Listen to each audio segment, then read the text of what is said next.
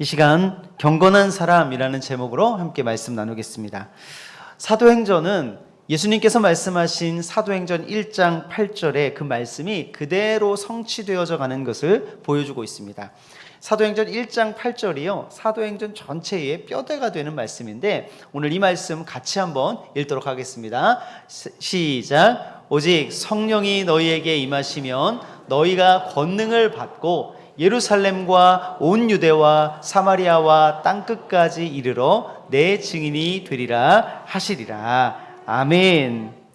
오순절 성령 강림으로 시작된 그 복음의 확산이 예루살렘과 유대를 거쳐 사마리아까지 이르게 되었습니다. 지난주 말씀을 나눈 바와 같이 사마리아 각 성에는, 도시에는 하나님의 나라가 전파되었습니다. 많은 사람이 주께로 돌아오게 되었죠. 이제 이 복음이요, 사마리아 땅에 편만하여져서 이제 땅 끝으로 가야 되는 아주 중요한 시점에 우리는 자리하고 있습니다. 근데 우리가 땅 끝이라고 할 때 굉장히 멀리 생각이 되시지만 우리는 이 땅 끝을요, 지리적으로 이해하기보다는 유대인의 세계관 안에서 이해해야 됩니다. 이 유대인들은요, 이스라엘 나라 밖에 있는 사람들이, 이방인들이야말로 땅 끝이라고 생각을 했습니다. 그리고 그들에게 가는 것을 굉장히 어려워했죠. 근데 예수님께서 이 땅 끝으로 가라고 하신 것은 정말로 이 지리적으로 땅 끝으로 가라는 것이 아니라 이방인에게 복음을 전하라는 그런 메시지를 담고 있는 것입니다. 이때 예수님께서 승천하시고 또 복음이 오순절 또 예루살렘에서부터 확산되었을 때, 이때 많은 이방인들이 사실은 예루살렘과 가이사라와 팔레스타인 지역에 와 있었습니다. 그러니까 이 땅끝이 예전에는 이스라엘의 국경을 넘어갔어야 되지만 이제 땅끝이요, 이스라엘 안으로 들어온 것이나 마찬가지였던 것이죠. 땅끝으로 가라는 그 예수님의 명령, 그 명령은 이스라엘 백성들이 이방인에게 복음을 전하라는 뜻인데 생각보다 그 땅끝이 멀리 있지 않았고 그들 가까이에 있었다는 말씀입니다. 우리 1절 말씀을 보면 고넬료에 대해서 소개하는데, 고넬료는 로마의 백부장이었습니다. 백부장은요, 100명의 사병을 거느리고 있는 지휘관이죠. 우리나라 군 조직으로 설명하면 중대장 정도의 보직을 맡은 군인입니다. 이 고넬료가 근무했던 곳이 가이사라예요. 즉 고넬료는 본국에서 가이사라로 파견되어 주둔하고 있었던 로마의 장교였던 것입니다. 1절 말씀을 보시겠습니다. 화면에 나올 텐데, 가이사라에 고넬료라 하는 사람이 있으니, 그렇게 말씀하죠. 가이사라에 고넬료라 하는 사람이 있으니. 원문으로 제가 그대로 번역하면 이렇습니다. 어떤 사람이 가이사라에 있었다. 고넬료, 로마의 백부장이었다. 이렇게 원문으로는 정확하게 이렇게 번역이 됩니다. 헬라어 같은 경우는요, 우리나라는 어순이 그렇게 중요하지 않지만 헬라어 같은 경우는 강조하고 싶은 말이 문장 맨 앞으로 오는 그런 어순 체계를 가지고 있습니다. 원문을 보면 이 가이사라라는 단어가 고넬료라는 그 한 사람보다 앞서서 그 단어가 배치되어 있습니다. 그런 맥락에서 오늘 본문은요, 10장 1절의 번역은 아주 잘 된 것이죠. 가이사라라는 단어를 가장 앞에 가져옴으로써 헬라어가 강조하고 싶은 그 의미를 이 번역에 반영했기 때문에 아주 잘된 번역이라 할 수 있습니다. 그래서 이 누가는요, 가이사라라는 단어를, 이 지역을 강조하고 싶어 했어요. 왜 그런고 하니, 이 가이사라야말로 이 사마리아와 땅끝이 만나는 접점이었기 때문입니다. 이 사마리아 수도 이 가이사라에 이 고넬료라는 사람이 있었다는 것, 그것은 이 고넬료를 통해서 이제 땅끝으로의 복음이 시작된다는 것을 우리에게 말하는 아주 중요한 메시지입니다. 사랑하는 성도 여러분, 우리가 오늘 말씀을 통해서 생각해야 될 것 중에 하나가 땅끝이 멀리 있지 않다는 거예요. 땅끝이 멀리 있지 않아요. 특히 현대에는요, 교통수단이 발달하면서 국경을 오가는 것이 굉장히 쉬워졌죠. 그러면서 우리는 굉장히 쉽게 땅끝으로 갈 수 있을 뿐만 아니라 굉장히 쉽게 우리 곁으로 온 땅끝의 사람들을 만날 수 있습니다. 이 가이사라에서 땅끝 사람 고넬료를 만날 수 있었던 것처럼 우리 주변에는 복음을 모르는 예수 그리스도를 알지 못하는 땅끝에서부터 온 외국인들을 손쉽게 만나볼 수 있습니다. 그래서 우리 하얀교회 성도님들은 이 땅끝을 생각할 때 멀리 있는 곳이라고 생각하시면 안 되고, 우리 가까이에, 우리 주변에, 우리 근처에 다가온 땅끝이 있다라는 것을 우리는 생각을 해야 됩니다. 우리 주변에 외국인들이, 땅끝 사람들이 얼마나 많은지 제가 궁금해졌어요. 그래서 경산시 홈페이지에 들어갔습니다. 그러니까 2021년도 작년 통계가 올 연말에 이제 나온다고 하는데, 가장 최근에 제가 볼 수 있던 자료가 2019년도 자료입니다. 그러니까 그 19년도는 코로나가 발생하기 전이기 때문에 아마 그 사이에 코로나가 있어서 그렇게 큰 차이, 인구수의 큰 차이는 없을 것이라는 생각이 드는데, 경산시 안에서 외국인이 가장 많은 지역이 어딘지 아십니까? 진량입니다. 진량에 1135명의 외국인이 진량에서 일을 하고 거주하고 살아가고 있습니다. 그리고 세 번째로 많은 곳이 암양이고, 다섯 번째로 외국인이 많이 거주하는 곳이 바로 우리가 사는 이 지역 하양입니다.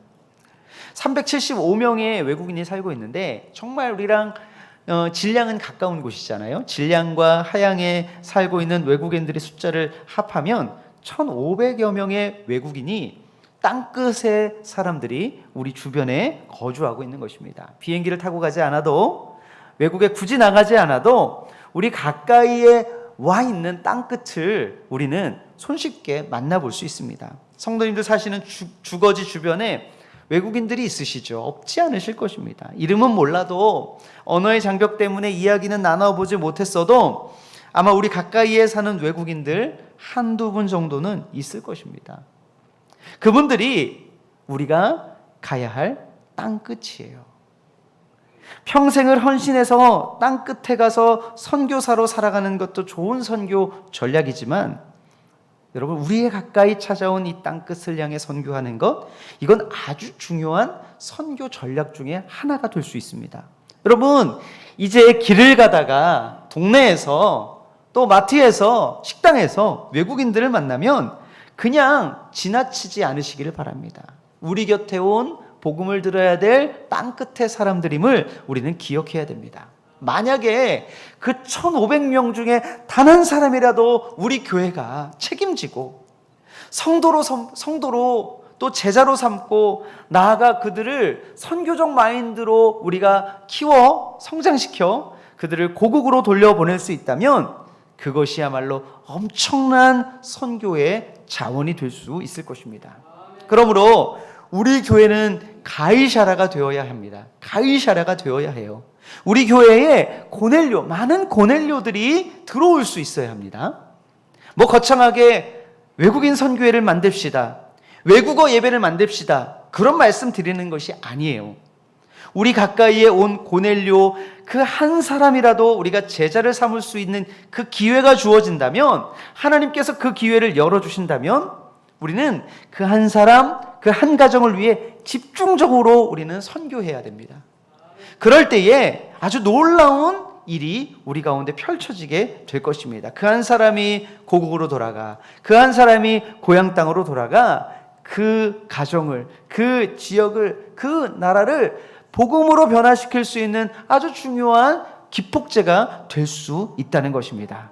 그러므로 우리는 교회가 땅끝과 멀리 있다고 생각하셔서는 안 되고, 우리 교회야말로 가이샤라가 되어야 된다, 가이샤라 하얀교회여야 된다라는 생각들을 가지시고 땅끝을 향하여서 나아가는 우리 성도님들 되기를 간절히 원합니다.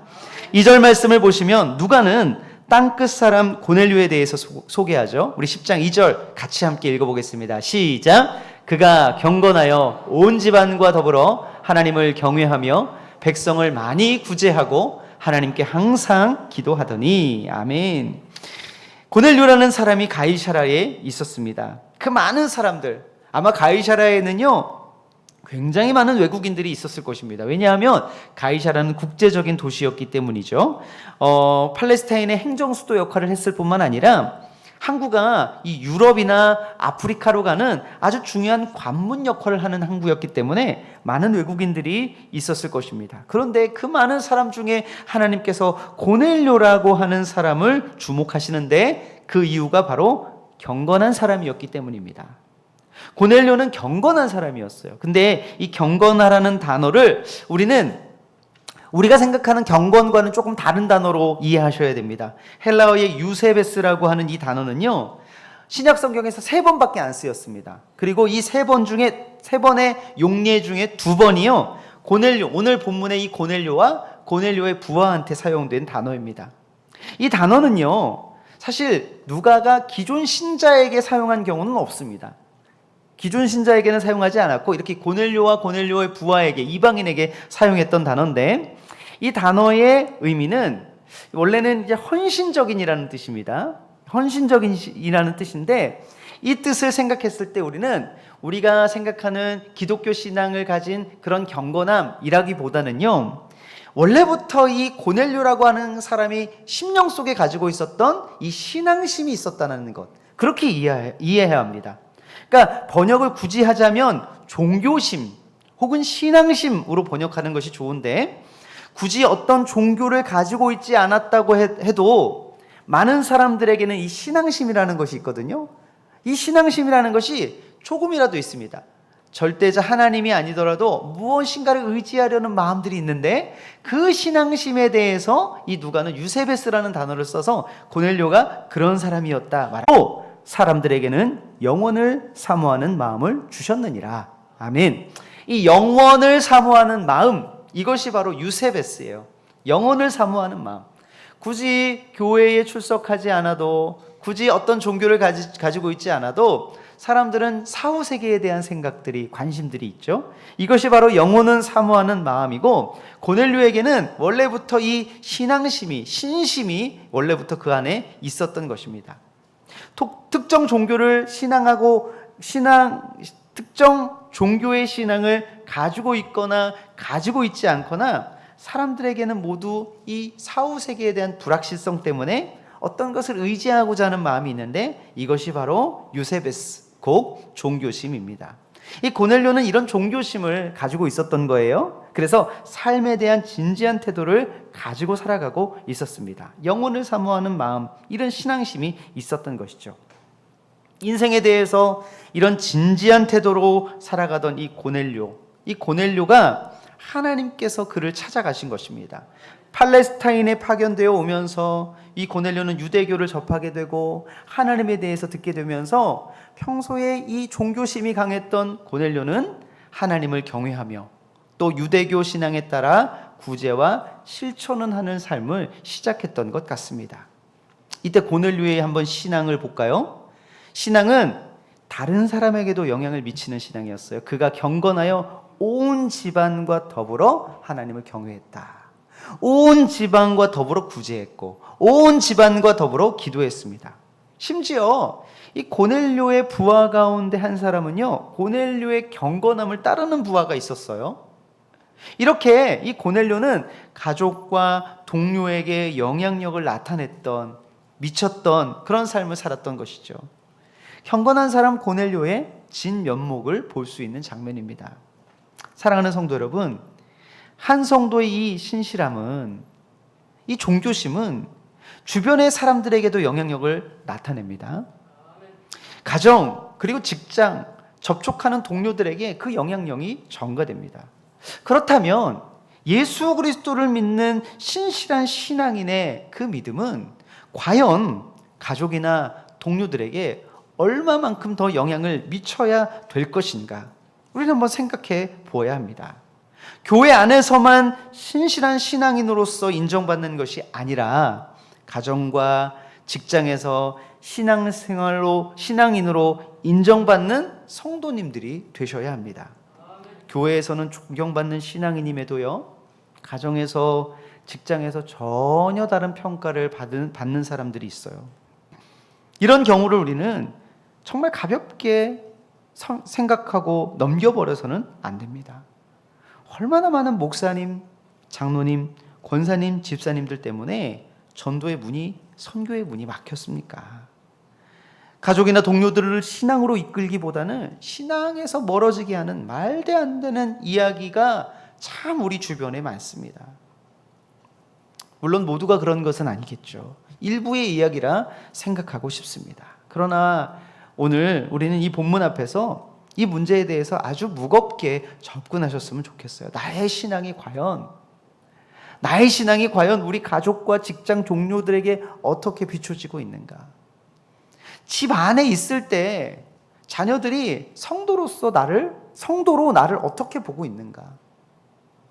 내가 가정에서 대화를 나누는데 신앙 중심적인 말을 하는가? 아니면 세상 중심적인 말을 하는가?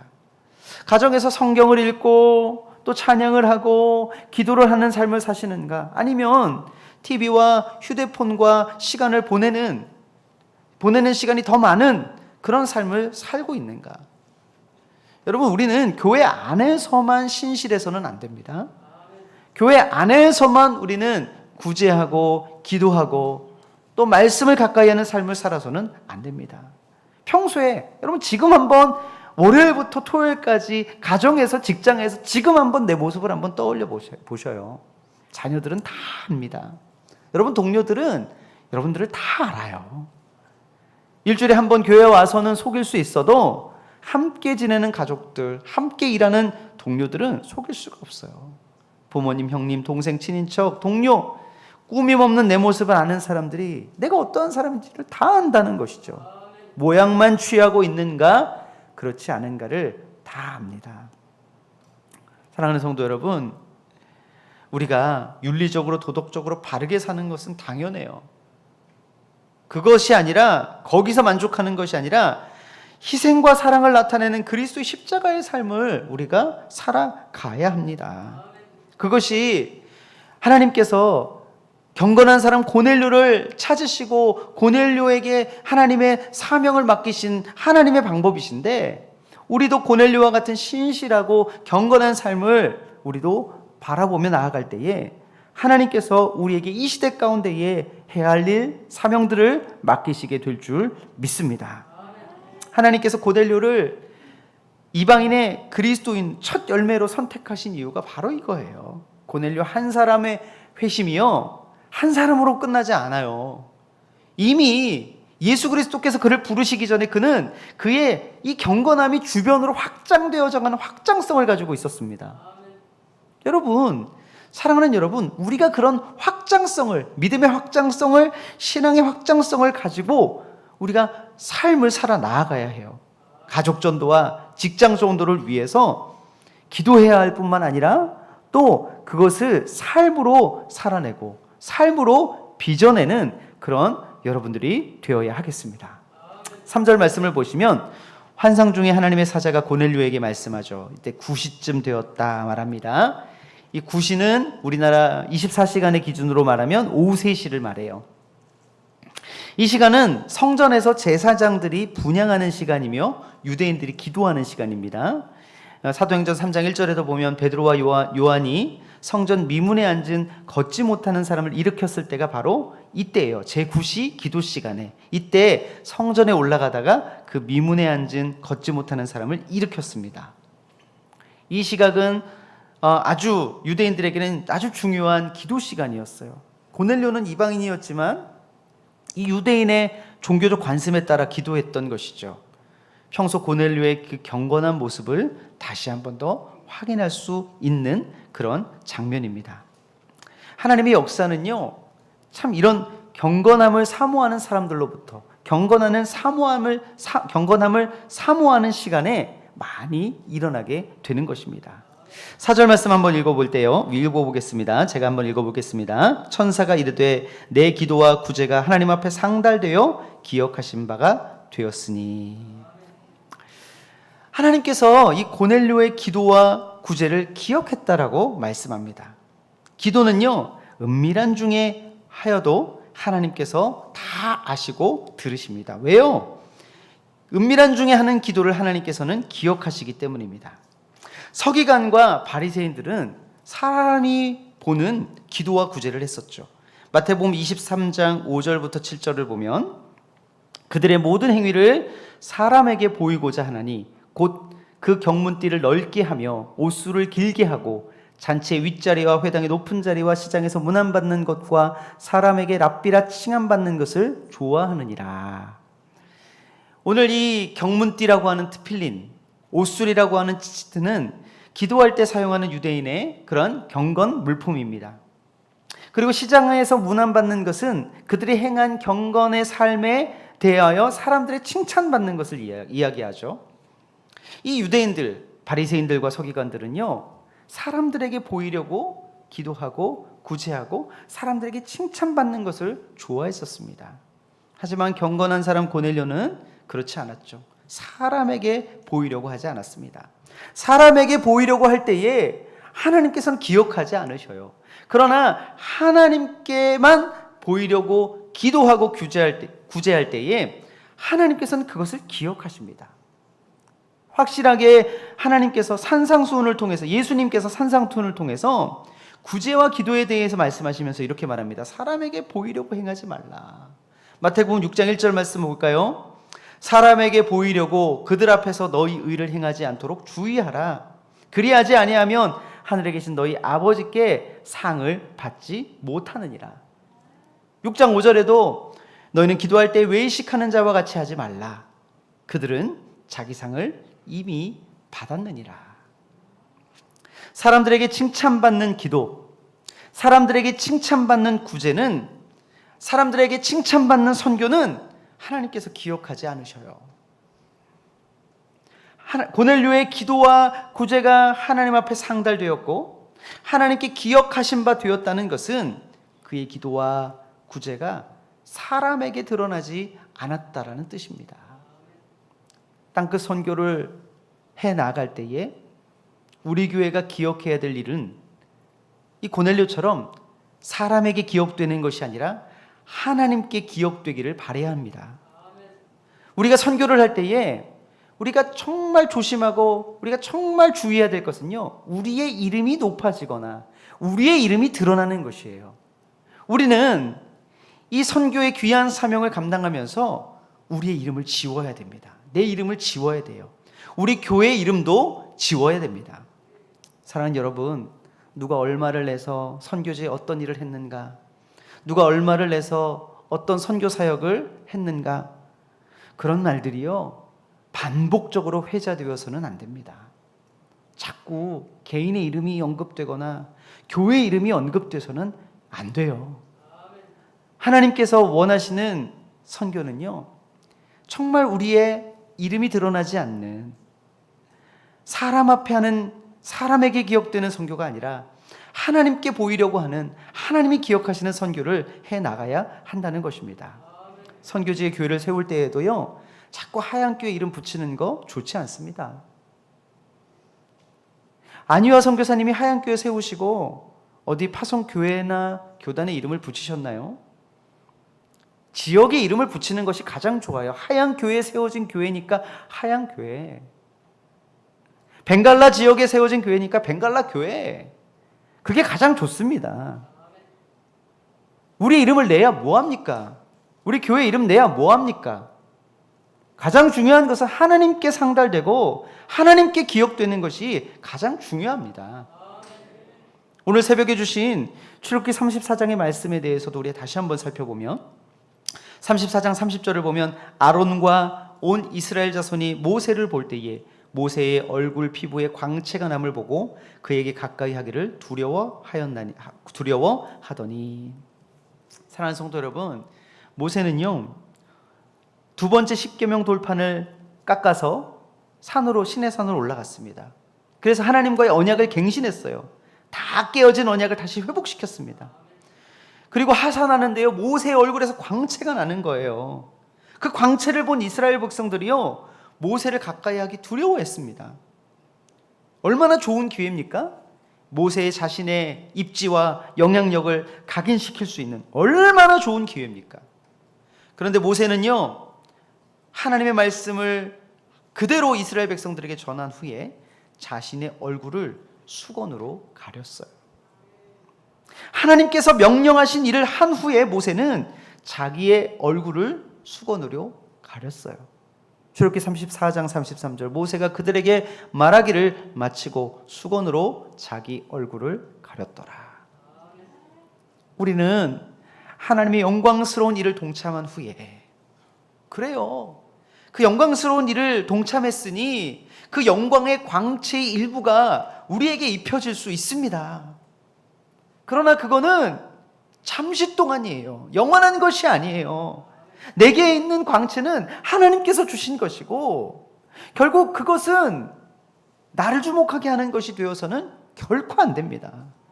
자기 얼굴을 수건으로 가린 모세처럼 우리는 우리 자신이, 우리 교회가, 우리의 이름이, 우리 교회의 이름이 될 수 있으면 가려지고 될 수 있으면 드러나지 않도록, 그것 때문에 우리가 선교하거나 그것 때문에 우리가 하나님 나라에 사역하는 것이 아닌 정말 하나님께서 기억하시는 사역을 위해, 선교를 위해 우리가 수고해야 함을 잊지 말아야 합니다.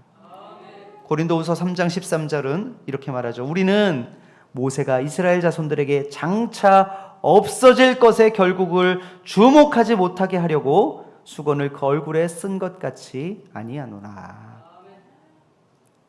이스라엘 백성들이 모세 자신에게 주목할까 봐 자신의 얼굴을 수건으로 가렸습니다.